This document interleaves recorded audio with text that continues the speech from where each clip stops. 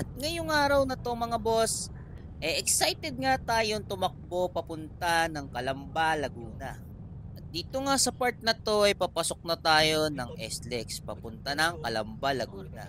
At tara guys, samahan nyo kami, i-deliver natin tong ating RK10 version 5 na bagong unit. Let's go! At dito nga sa part na to ay tinulugan na ako ng kasama ko.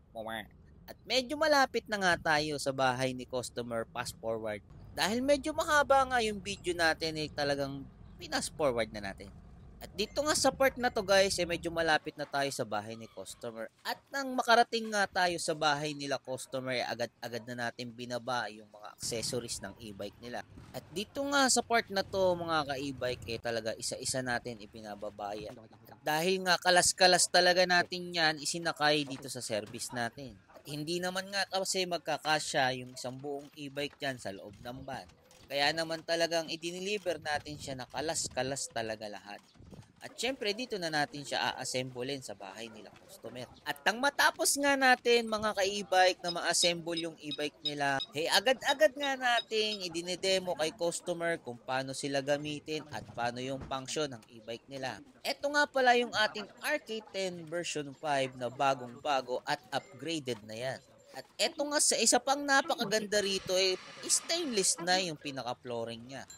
At steering wheel na rin yan mga kaibay. At dito nga sa part na to, tayo na ang nag-demo kung paano i-drive sa yung unit ni customer.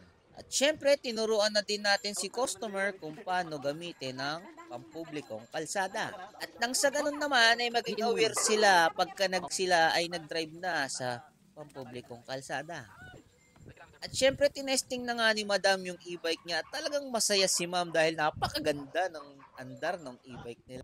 Dito nga sa part na to ay talagang ine-explain ko ng mabuti kila customer kung paano siya gamitin at yung mga function ng unit nila. Ito nga pala yung ating RK10 version 5 na 1.5 watts na legit na 1.5 watts at syempre mga boss 60 volts 38 ampere na.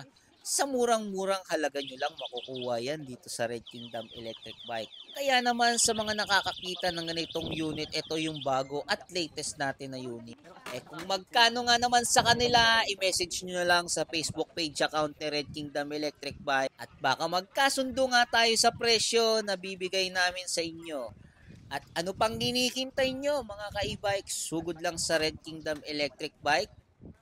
Pwede namin kayong bigyan ng best price. So, ang asking price nga pala natin dito is 76,000. Pero sa mga sure buyer, makukuha nyo lang to sa Red Kingdom Electric Bike ng murang-mura.